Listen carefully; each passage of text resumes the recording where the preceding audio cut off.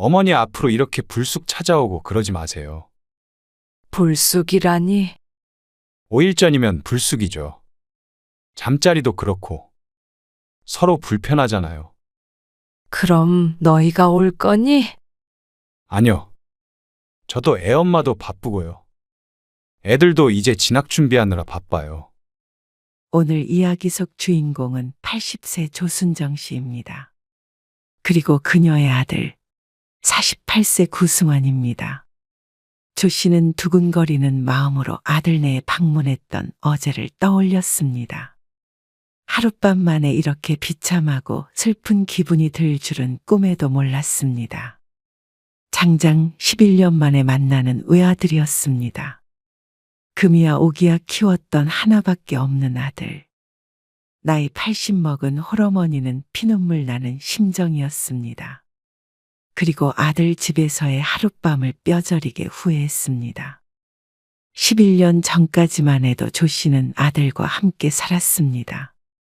어린 손주 둘을 키워주기 위해서 몇 년간 시골집을 두고 서울로 올라와 있었죠. 그렇게 4년간 함께 살았는데 그런 아들네와 갑작스런 작별을 하게 된 것이 바로 11년 전이었습니다. 그 당시 아들은 사업차 필리핀에 왔다 갔다 하며 지냈습니다. 그러던 어느 날 어머니, 저희 네 식구 필리핀으로 이민 가요.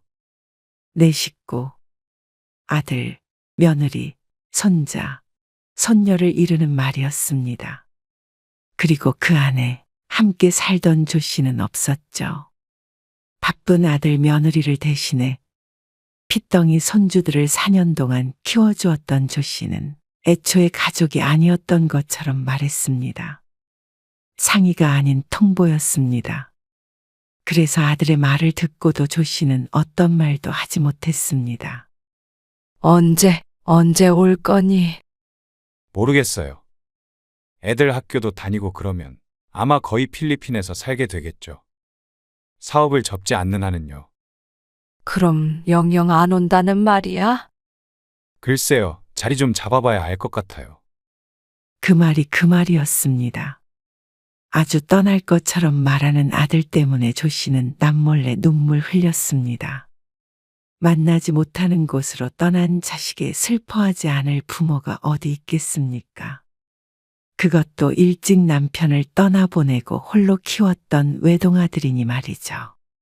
아들은 조 씨에게 끝까지 같이 가자는 말은 한마디도 없었고 다녀올게요. 이 말 한마디뿐이었습니다. 조 씨는 덩그러니 혼자 남겨졌습니다. 아들이 떠남과 동시에 조 씨는 다시 시골로 돌아오게 되었습니다. 그리고는 아들과는 종종 통화를 했지만 그마저도 시간이 지나면서 뜸해졌고 중간에 한 번도 한국에 들어오지 않았습니다. 그렇게 10년이 흐르고 조 씨가 아들 보기를 포기할 때쯤 아들은 도깨비처럼 홀연히 떠났던 것처럼 어느 날 갑자기 필리핀 생활을 정리하고 한국으로 돌아왔습니다. 아이고, 갑자기 이게 무슨 일이야? 저번 달에 통화했을 때도 그런 말 없었잖아. 조 씨가 전화를 받은 건 아들이 서울에 다시 자리 잡은 뒤였습니다. 사업 정리하느라고 정신도 없고 그래서요. 미리 말씀 못 드렸어요. 아이고, 잘 왔다. 망해서 돌아왔는데 잘 온 건 아니죠. 아니, 그런 뜻은 아니야. 그래도 한국에 있어야 마음이 더 편할 거 아니니? 네. 어쨌든 그래서 들어온 거예요. 민혁이 민지는 잘 있어? 민혁이 엄마는? 다들 잘 있으니까 걱정 마세요. 조 씨는 아들의 사업이 잘 안 돼서 들어온 게 안타까운 한편 평생 그리워만 하며 살지 않아도 된다는 사실에 남몰래 기뻐했습니다. 찰떡서니가 없다고 손가락질해도 어쩔 수 없었습니다. 사랑하는 자식을 다시 볼 수 있으니 기쁘지 않을 수 없었죠. 걱정은 돈이죠. 아들이 근심 어린 목소리로 말했습니다. 사업의 실패에 돌아왔으니 앞으로 먹고 살 걱정이 이만저만이 아니었겠죠. 다른 조그만 사업 하나 해보려고 하는데요. 어머니 갖고 계신 밭 있죠? 그거 좀 팔아서 보태주세요. 아들 장가 보내고 남은 재산은 그것뿐이었습니다. 얼마나 힘든 상황인지는 몰라도 그거라도 보탤 수 있으면 다행이었습니다. 가지고 있던 밭의 3분의 1을 팔아서 아들에게 주었습니다. 시골이라지만 읍내 가까이에 있는 밭이라 가격을 꽤 쳐주어 아들에게 상당한 돈을 줄 수 있었습니다.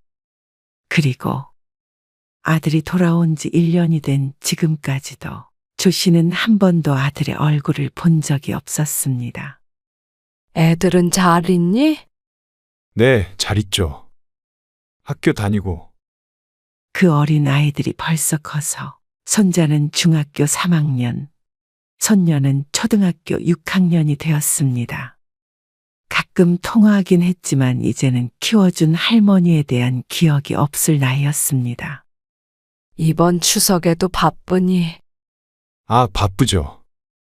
사업하는데 쉬는 날이 따로 있나요? 아들의 말에 조 씨의 두 어깨가 또다시 툭 떨어졌습니다. 그럼 추석에도 안 와? 실망스러움을 애써 감추며 묻자 아들이 무심히 대꾸했습니다. 아마 그럴 것 같아요. 좀 생활도 풀리고 하면 그때 한번 내려갈게요. 민혁이 민지가 아니라 네 얼굴까지 까먹겠다. 은근슬쩍 투정 부려보았지만 아들은 바쁘다며 전화를 끊어버렸습니다. 손주들이 어떻게 자랐는지는 사진으로만 보았고 기억 속엔 아들마저 10년 전 모습뿐이었습니다. 조 씨는 한숨을 쉬며 휴대폰을 내려놓았습니다. 아이고, 언니네 아들 돌아왔다면서. 추석인데 이번에도 안 내려온대? 친한 이웃이 명절에도 혼자 있는 조 씨를 보며 말했습니다. 일하느라 바쁘지. 아주 눈코 뜰 새 없대. 얼마나 사업이 잘 되는지. 에휴, 아무리 돈이 중요해도 말이야. 늙은 엄마 혼자 있는 건 생각 안 해? 아이고, 내려온다고 난리치는 걸 내가 뜯어말리느라 아주 혼났어. 조 씨의 말을 믿지 않는지 이웃은 작은 소리로 혀를 찼습니다. 하도 바쁘다 그래서 내가 차라리 올라가겠다고 했어. 날짜 정하고 있으니까 괜한 소리 마라. 그러면 다행이고. 그리고 추석이 지난 지 한 달쯤 지났을 때 조 씨는 아들에게 용기 내 말했습니다. 승환아, 너희 온 지도 1년이나 됐는데 아직도 못 봤잖아. 너희가 바쁘니까 이번에 내가 올라가면 어때? 지난번에 말씀드렸잖아요. 바쁘다고요. 사실 지난번에도 물어본 적이 있었지만 바빠서 와도 못 본다는 말에 포기했었습니다. 하지만 이대로 있다가는 2년이 지나도 3년이 지나도 보지 못할 것 같았습니다. 주말 하루만 시간 좀 내봐. 아무리 바빠도 밥은 먹고 살고 잠은 잘 거 아니야. 바쁘다는 말이면 금방 체념했던 조 씨가 이번에는 강하게 나갔습니다. 그러니 아들이 머뭇거리며 알았다는 대답을 했죠. 그럼 토요일에 오셔서 하룻밤 주무시고 가세요. 알았어. 이번 주 아침에 올라갈게. 네, 알았어요. 휴대폰으로 집 주소 보내드릴 테니까 버스 타고 오세요. 터미널에서는 택시 타고 오시고요. 택시비는 제가 드릴게요. 걱정 마. 잘 찾아갈 테니까. 아들과 전화를 끊고 조 씨는 기쁜 듯 웃었습니다. 너무나도 오랜만에 보는 아들이었습니다. 강산이 한 번 변하는 세월 동안 내 자식을 못 보고 살았으니 그 반가움은 이루 말할 수 없었죠. 5일이나 남았지만 조 씨는 그때부터 설레는 마음으로 짐을 쌌습니다. 자신의 짐이 아니라 아들을 위한 음식들이었죠. 직접 담근 김치 조금과 고추장, 그리고 밭에서 농사지은 당근과 상추도 봉지에 넣었습니다. 조금씩 담는다고 담았는데도 짐이 한가득이었습니다.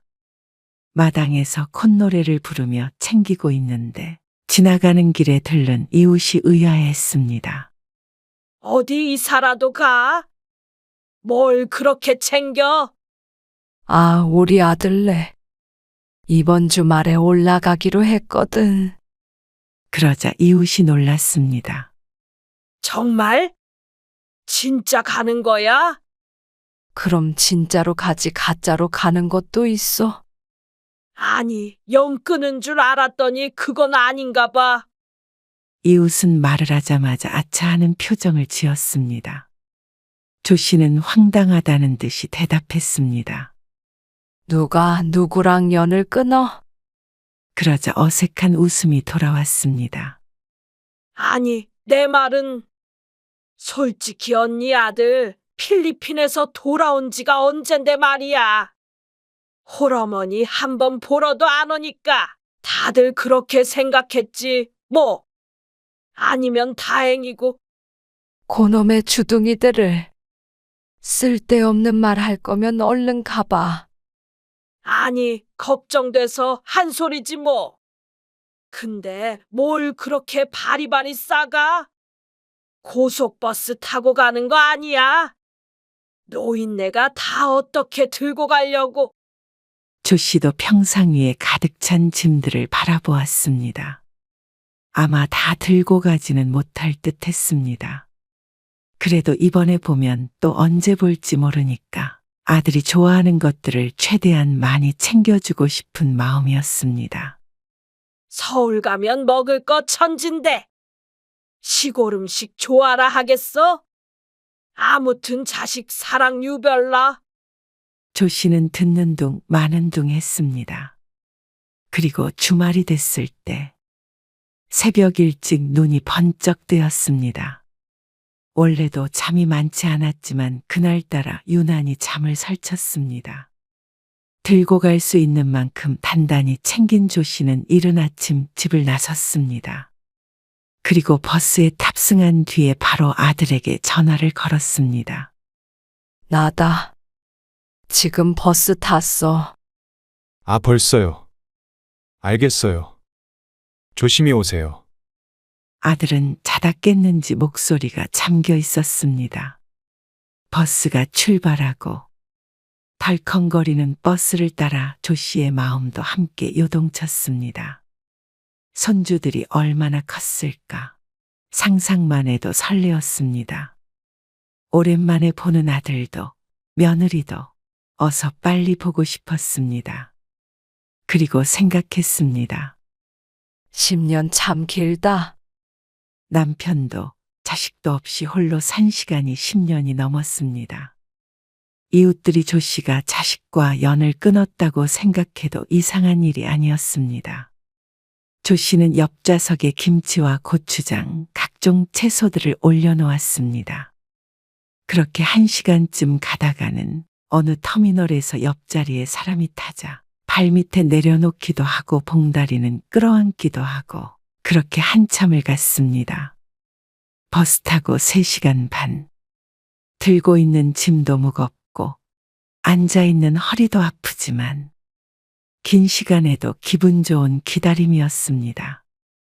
근 몇 년간 이런 들뜬 기분을 느낀 것은 처음이었습니다. 그렇게 버스에서 내린 조 씨는 눈이 휘둥그레해졌습니다. 10년 전에 몇 년간 살았던 곳이지만 그동안에도 참 많이 달라진 듯 했습니다. 하기야 그때도 애 보느라 늘상 집에만 있어서 서울길은 전혀 알지 못했습니다. 겨우 탄 택시 안에서도 한숨을 내쉬었습니다. 벌써 집을 나선 지 5시간이 가까워져 갔습니다. 하지만 지치긴 해도 곧 만날 아들을 떠올렸습니다. 3만 원이에요. 아이고, 택시비가 비싸네요. 데리고 왔는 택시기사에게 돈을 내밀며 조 씨는 이럴 줄 알았으면 버스를 타고 올 걸 생각했습니다. 하지만 택시도 겨우 탔는데 버스를 타고 찾아올 재주는 없었겠죠. 택시에서 내린 뒤에도 깜짝 놀랐습니다. 이전에 아들은 빌라에서 살았는데 지금은 고층 아파트에서 살고 있었습니다. 조 씨가 사는 동네는 워낙 시골이라 읍내에 있는 아파트도 높아야 5층, 6층이었는데 아들이 사는 아파트는 못해도 30층은 돼 보였습니다. 사업이 잘 안 됐다더니 서울에서 이런 아파트 살아서 다행이네. 생각보다 힘들게 살지 않는 것 같아서 안심했습니다. 다들 서울 집값이 비싸다고 난리인데 그래도 내 아들 식구들 지낼 번듯한 집이 있으니 뿌듯했습니다. 901동이라고 했는데 아파트가 너무 넓으니 내려서도 한참 헤맸습니다. 경비 아저씨의 도움을 받아서 겨우 찾아갈 수가 있었습니다. 아파트 입구 1층에서 아들에게 전화를 걸었습니다. 승환아, 지금 1층에 도착했는데 배를 어떻게 눌러야 하는지 모르겠네. 그러자 삑 하는 소리와 함께 문이 열렸습니다. 기나긴 여정이었습니다. 짐을 들고 있는 팔이 뻐근하게 아파왔는데 이것도 엘리베이터를 타고 올라가면 끝이었습니다. 엘리베이터를 타고 15층까지 올라가는데 가슴이 콩닥거렸습니다. 아이쿠, 조 씨는 들고 있던 짐을 발밑에 잠시 내려놓고 엘리베이터 문에 비친 모습을 보며 온 매무새를 가다듬었습니다. 오랜만에 아들네 본다고 제일 좋은 옷으로 입었는데도 어째 촌티가 줄줄 흐르는 것 같았습니다. 머리도 손가락으로 슥슥 빗어넘기자 엘리베이터가 15층에 도착했습니다. 띵동. 괜스레 긴장이 되었습니다. 아들이 얼마나 반가워할까. 오랜만에 만난 엄마를 보고 좋아할까. 기대하기도 했고 한편으로는 손주들이 자신을 못 알아볼까봐 걱정이 되기도 했습니다. 그러는 사이에 달칵하고 문이 열렸습니다. 어머니, 어서 오세요. 며느리 얼굴을 보는데 눈물이 왈칵 날 것처럼 반가웠습니다. 아이고, 민혁이 엄마야. 잘 지냈어? 네. 먼 길 오시느라 수고하셨어요. 며느리가 웃으며 반겨주니 용기 내서 찾아오길 잘했다 싶었습니다. 조 씨가 안으로 들어가서 현관 앞에 짐들을 내려놓았습니다. 잘 지내셨어요? 그럼 잘 지냈지. 그런데도 10년의 세월을 한 번에 메우기는 힘들었는지 둘 사이엔 어색한 공기가 흘렀습니다. 승환이는? 손주들과 아들 모두 보이지 않아서 물었습니다. 그러자 아들이 그제서야 방문을 열고 나와 보았죠. 오셨어요. 아이고, 승환아. 고생했다. 조 씨는 아들에게 다가가 아들의 팔을 쓸어내렸습니다. 살이 빠졌는지, 얼굴이 상했는지, 머리끝부터 발끝까지 훑어보며 말이죠. 손을 잡아보니 10년 전과는 사뭇 달랐습니다. 30대에 떠났는데 어느새 중년이 되어버린 아들이었습니다.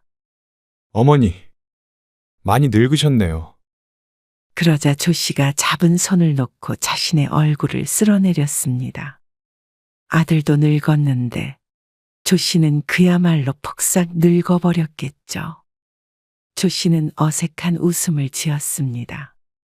서로 인사를 하고 거실에 앉았는데 침묵이 흘렀습니다. 오랜만에 만나서 할 말이 많을 줄 알았는데 오히려 오랜만에 만나서 서로 간에 하는 말이라곤 잘 지냈냐 뿐이었습니다. 민혁이랑 민지는 어디 갔니? 보이지 않는 손주들을 찾자 아들이 대답했습니다. 주말이라 다 나갔죠. 민혁이는 도서관 갔고 민지는 친구네 집에 놀러 갔어요. 할머니 온다고 안 했어? 말은 했는데 그렇다고 애들이 가만히 집에 있겠어요? 다 큰 애들을 집에만 있으라고 할 수도 없고요. 그럼 언제 온대? 모르죠. 아들의 무심한 대답에 조 씨는 서운한 마음이 들었습니다.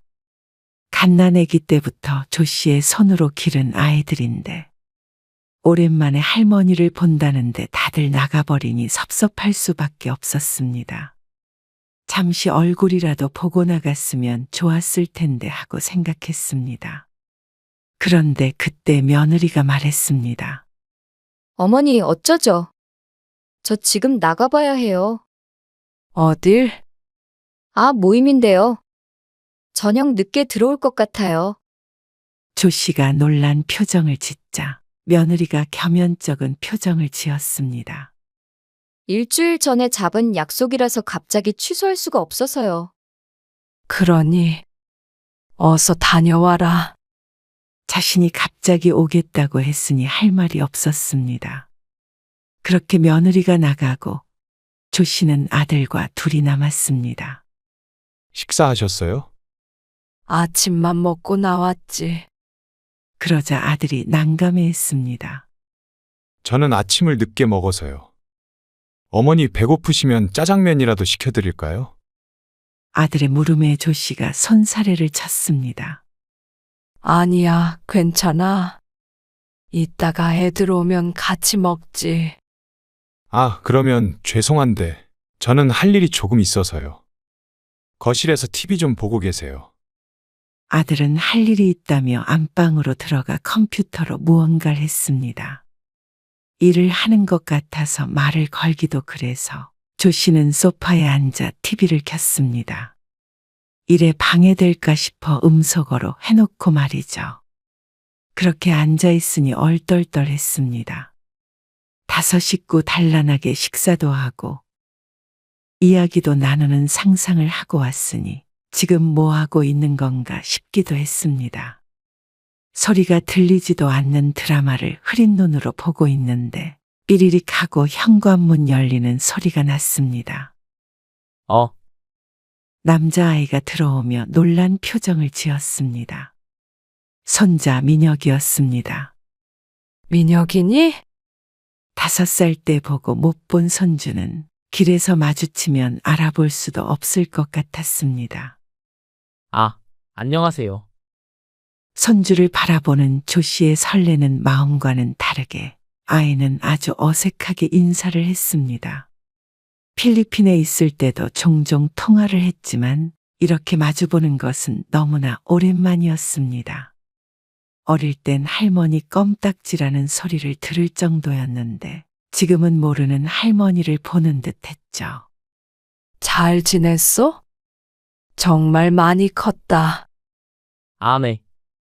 손자는 조 씨에게 고개를 살짝 숙이더니 방으로 들어가서 가방을 내던지고 나왔습니다. 다시 나가려는 모습에 조 씨가 다급하게 불렀습니다. 어디 가니? 아, 친구들이랑 PC방이요. 조 씨는 손자랑 좀 더 시간을 보내고 싶었는데 손자는 이미 신발을 신고 있었습니다. 잠깐만, 민혁아. 조 씨는 서둘러 가방에서 지갑을 꺼내 들었습니다. 그리고는 5만 원짜리를 꺼내서 손자에게 건넸습니다. 자, 이거 가지고 가서 친구들이랑 맛있는 거 사 먹어. 감사합니다. 꾸벅 인사를 하고는 나가버렸습니다. 오랫동안 외국 생활을 해서 적응하지 못할까 걱정했는데 벌써 잘 지내는 것 같아서 마음이 놓였습니다. 손자가 들어왔다 나가는 동안에도 아들은 방에서 꿈쩍도 하지 않고 있었습니다. 며느리도 없고 손자 손녀도 없으니 조 씨도 할 일이 없었습니다. 한참을 멀뚱히 소파에 앉아서 시간을 죽였습니다. 배도 고프고 저녁 시간이 다 되어가자 시간이 아깝다는 생각도 들었습니다. 이 밤이 지나면 돌아가야 하는데 여태까지 아들과도 몇 마디 나눠보지 못했으니 말이죠. 조 씨는 자신이 꼭 초대받지 못한 손님이 된 듯한 기분이었습니다. 이런 걸 원하고 온 것은 아니었는데 자신을 신경도 쓰지 않는 아들에게 서운했습니다. 혼자 말도 않고 있으니 좀이 쑤셨습니다. 그러다가 깜빡 잠에 들기까지 했습니다. 그러다 문이 열리는 소리에 퍼뜩 잠에서 깼습니다. 창밖을 보니 어느새 어둑어둑했습니다. 집으로 들어온 건 손자와 손녀였습니다. 안녕하세요. 손녀딸도 손자와 마찬가지로 낯선 사람처럼 조 씨를 대했습니다. 왔니? 아이고, 예쁜 우리 민지. 엄청 많이 컸네. 손녀는 조 씨의 말에 부끄러워하더니 뭐라 더 말하기도 전에 방으로 쏙 들어가 버렸습니다. 그리고 그제서야 아들이 방에서 나왔습니다. 애들 왔으니까 저녁 먹죠. 민혁이 엄마는 언제 온대? 아, 저녁 먹고 온대요. 저희끼리 먹으면 돼요. 아침에 엄마가 가져온 걸로 뭐 좀 해 먹을까? 그러자 아들이 고개를 저었습니다. 애엄마도 없는데요. 그냥 대충 시켜 먹죠. 엄마가 뭐라도 해줄게. 그러면 민혁이 엄마가 안 좋아할 텐데. 아, 그러니. 알았어. 아들은 휴대폰을 한참 만지작거리더니 족발을 시켰다며 소파에 털썩 앉았습니다. 그리고는 TV 볼륨을 올려서 보고 있는 아들. 조 씨는 아들과의 보이지 않는 벽을 느꼈습니다. 식사가 도착한 다음에는 넷이 식탁에 앉았지만 서로 대화가 오가질 않았습니다. 민혁아, 학교 적응은 잘하고 있니? 네. 민지도? 네. 그동안 교감이 있었어야 할 말이 있을 텐데 조 씨도 더 이상 말을 걸기가 힘들었습니다. 아들도 말없이 밥만 먹으니 숨이 막히는 기분이 들었습니다. 이제 조 씨는 조금 눈물이 날 것 같았습니다. 대환영까지는 아니더라도 오랜만에 보는 엄마, 할머니를 반가워해 줄 줄 알았습니다. 하지만 그 누구도 조 씨를 반기는 사람이 없는 듯 했습니다. 식사 후에 손주들은 방으로 들어갔고 아들은 소파에 앉아서 같이 TV를 보긴 했지만 대화를 나누진 못했습니다. 자꾸 자세를 바꾸는 것이 아들도 자신의 존재를 불편해하는 듯 했습니다. 그러다가 8시가 조금 넘자 며느리가 왔습니다. 식사하셨어요? 승환이가 족발 시켜서 같이 먹었어. 며느리는 거실에 자리 잡고 앉아서 조 씨에게 말을 걸었습니다. 어머니, 아까 택시비 얼마 나왔어요? 3만 원 나왔어. 이거 제가 드릴게요. 며느리가 지갑에서 3만 원을 꺼내며 말했습니다. 아이고, 됐어. 택시비를 뭐하러 줘? 아니에요. 저희가 택시 타시라고 했으니까 당연히 드려야죠. 내일은 모셔다 드릴게요. 며느리가 극구 사양하는 조 씨에게 신랑이 끝에 억지로 3만 원을 쥐어주었습니다. 그래도 이 집에서 가장 살가운 것은 며느리인 듯 했습니다. 아들과 손주들이 조 씨를 투명인간처럼 대한다고 한다면 며느리는 그래도 자신을 반가워하진 않지만 적어도 손님 취급은 해주는 것 같았죠. 잠은 민지랑 주무세요. 손녀딸과 함께 자라고 했지만 어린이를 위한 작은 침대 위에서 둘이 자기엔 너무 비좁아 보였습니다. 나는 그냥 거실 바닥에서 잘게. 이불만 좀 깔아줘. 번거롭게 뭘요. 그냥 민지 방에서 주무세요. 아들의 귀찮은 듯한 대꾸에 조 씨가 입을 다물자 며느리가 이불을 가져왔습니다. 그럼 저희는 일찍 잘게요. 그러더니 아들의 팔을 잡아 끌고 다시 안방으로 들어가 버렸습니다. 조 씨가 이 집에 들어와서 나눈 대화가 10마디나 될까 싶었습니다. 거실에 또다시 혼자 남겨진 조 씨가 이불 위에 조심스레 몸을 뉘었습니다. 불 꺼진 거실에 누워 눈만 꿈뻑꿈뻑. 유난히 잠이 오지 않는 밤이었습니다. 원래는 9시면 잠드는데 오늘따라 여러 생각이 들었죠. 조 씨가 아들을 보기 위해 일주일 전부터 설레었던 마음. 아들은 같은 마음을 느끼지 못했던 것 같았습니다. 생각해보면 그랬습니다. 사실 아무리 바빠도 사람이 365일 24시간 일하는 게 아닐 텐데 필리핀에서 돌아온 1년 동안 한 번도 오지 못했다는 것은 오고 싶지 않았다는 뜻이었겠죠. 애써 외면해 왔는데 이렇게 아들네 집에 와보니 알 것 같았습니다. 그저 조 씨가 인정하고 싶지 않았던 것이었죠. 그렇게 생각하니 참았던 눈물이 주르륵 흘렀습니다. 나쁜 놈. 내가 살면 얼마나 산다고. 벌써 80세가 된 조 씨. 하나밖에 없는 아들을 보겠다고 먼 길을 온 늙은 어머니를 이렇게 방치할 수가 있나 싶었습니다. 아무리 싫은 손님이라도 집에 왔으면 들여다보고 챙겨주고 하는 게 인지상정인데 하루 동안 조 씨는 없는 사람이나 마찬가지였습니다. 그렇게 거의 뜬 눈으로 밤을 지샌 조 씨는 새벽 일찍 이부자리를 정리했습니다. 그리고 아들네가 깨어나기를 기다렸지만 일요일 아침이라 누구도 쉽게 눈을 뜨지 않았습니다. 오전 9시가 넘어가고 10시가 넘어가서야 하나 둘 문을 열고 나왔습니다. 각자 물을 마시고 화장실을 다녀오고 하는데 조 씨에게 안부를 묻는 사람도 없었죠. 인형처럼 소파에 앉아 있으니 아들네가 자신이 빨리 가기를 기다리는 것 같다는 생각이 들었습니다. 왔다 갔다 하면서 아들 며느리가 자꾸 시계를 보는 게 느껴졌습니다.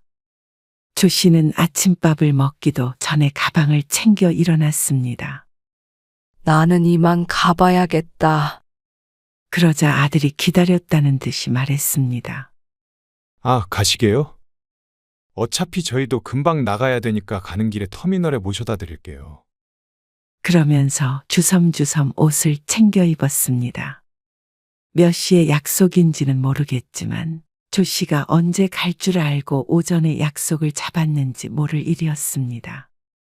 무언가 후련해 보이는 아들의 표정을 보니 조 씨는 머리를 망치로 맞은 듯 했습니다. 새벽 내내 했던 생각이 아들이 확신을 주었습니다. 조 씨는 나오기 전에 손주들에게 20만 원씩 용돈을 챙겨주었습니다. 그리고 앞으로 언제 볼지 모른다는 생각에 오래도록 눈으로 그 얼굴들을 담았습니다. 그렇게 아들의 차를 타고 터미널로 가는 길. 역시나 침묵이 흘렀죠. 아, 어제 택시비 얼마 나왔어요? 드리기로 했잖아요. 아들의 갑작스러운 말에 헛웃음이 나왔습니다. 분명히 며느리와 택시비를 가지고 실랑 일을 할 때 옆에 앉아있던 아들이었는데 무슨 말이 오고 갔는지도 모를 만큼 자신에게 무관심했던 것 같았습니다. 내가 드렸잖아. 아, 그래? 그렇게 5분쯤 가다가 아들이 다시 입을 열었습니다. 무언가 할 말이 있는 듯 운전하며 거울을 통해서 뒤에 앉은 조 씨와 눈을 맞췄습니다. 어머니, 지난번에 땅 팔아서 돈 주셨잖아요. 그거 말고 밭도 있죠. 웬일로 말을 거나 했더니 돈 이야기였습니다. 그래. 당근이랑 상추랑 다 그 땅에서 농사 지은 거야. 농사 그만 지으시라니까요. 나이가 몇인데 아직도 농사를 지어요. 아들이 조 씨를 걱정하는 듯 말했습니다. 하지만 이어지는 말에 조 씨는 다시 한번 실망했습니다. 그거 그냥 팔아서 지난번처럼 저 좀 주세요. 조 씨는 한숨을 쉬었습니다. 지난번에 팔아서 준 돈도 조 씨에겐 꽤 큰 돈이었습니다. 지금 남은 땅은 조 씨의 노후 자금으로 쓰려고 남겨둔 땅이었습니다. 그리고 지금 나이가 80세이지만 앞으로 10년을 더 살지, 20년을 더 살지 모를 일이었습니다. 남편도 없이 들어오는 수입이라고는 연금밖에 없는데 그것마저 아들을 줘버리면 나중일을 장담할 수가 없게 되죠. 그래서 조 씨는 아들에게 마음에도 없는 질문을 했습니다. 그러면 그 땅이랑 집 팔고 나도 서울 올라올까? 너희 집에. 그러니까 아들이 입을 다물었습니다. 잠시 정적이 흘렀죠. 아들과 며느리가 눈짓으로 무언가 사인을 주고받는 듯 하더니 아들이 대답했습니다. 일단 땅부터 팔아서 주시고요.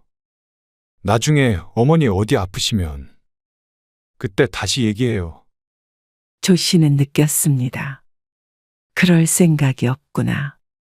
하룻밤이었지만 아들의 마음을 전부 확인하게 되었습니다. 떨어져 살던 세월 때문인지, 원래 그런 아들이었는지, 이제는 내 품에 있던 그 작고 소중한 아이가 아니구나.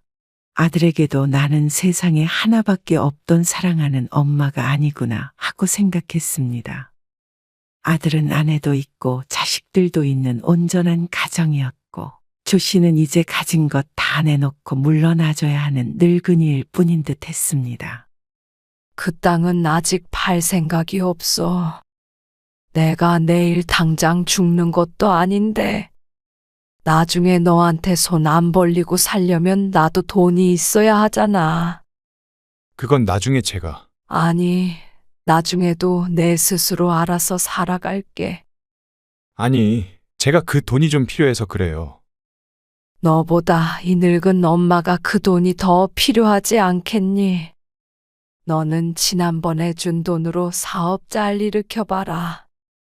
애들 잘 키우고, 그럼 난 가마. 차는 어느새 터미널 앞에 멈춰 섰습니다.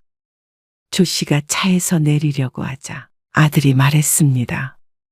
그러면 앞으로 이렇게 불쑥 찾아오고 그러지 마세요. 불쑥이라니? 미리 말했잖니. 오히려 불쑥이죠. 잠자는 것도 그렇고 서로 불편하잖아요. 그럼 너희가 올 거니? 아니요. 저도 애 엄마도 바쁘고요. 애들도 이제 진학 준비하느라 바빠요. 그래, 알았다. 돈을 주지 않는다는 소리에 화가 난 듯한 아들을 뒤로하고 조 씨는 차에 서내렸습니다. 내리면서도 어쩌면 이게 마지막이 될지도 모른다는 생각이 들었습니다. 아마도 조 씨가 연락하거나 찾아가지 않는다면 아들도 굳이 자신을 찾지 않을 것 같았습니다. 어쩌면 동네 사람 말이 맞았던 것 같습니다. 아들과 조 씨는 이미 잘린 끈이라 조 씨가 붙잡고 있던 이 손만 놓는다면 언제고 두동강 날 사이였던 듯 했습니다. 버스를 타러 가는 조 씨의 심정은 씁쓸한 정도가 아니라 지금 당장 길바닥에 주저앉아 오열하고 싶은 기분이었습니다. 나이 30쯤 아들을 낳아서 지금까지 50년 가까이 나에겐 둘도 없는 소중한 자식이었는데 이제 남이 되어버린다고 생각하니 가슴이 먹먹했습니다. 조 씨에게는 여전히 작고 여린 아이였지만 자식의 마음은 또 다른 듯 했습니다. 내리사랑이라는 게 참 잔인한 말 같았습니다. 내려준 사랑이 절대 되돌아오지 않는다는 뜻이니 말이죠. 그렇게 버스를 타고 마을에 도착했을 때 잘 다녀왔어? 아들 만나니까 좋아. 그럼 좋지. 근데 너무 바빠서 이제 안 가려고. 조 씨는 쓸쓸하게 대답했습니다. 난 얼른 밭에 좀 가봐야겠다. 시큼해지는 눈을 숨기며 서둘러 집으로 들어갔습니다. 그리고는 평상에 앉아 마음을 다잡으려고 노력했습니다. 힘 닿는 데까지 농사도 짓고 남는 시간에 나들이도 다니고 아들이 다시 필리핀에 갔다고 생각하고 그렇게 살기로 또 다짐했습니다. 이제 자식에게 집착하지 말자고 스스로에게 암시를 걸었습니다. 그러니 조금쯤 슬픔이 덜어지는 듯도 했습니다. 그리고 마을 사람들도 있으니 혼자도 아니었습니다. 그저 원래 살던 아들이 없던 삶으로 다시 돌아갔을 뿐이었죠.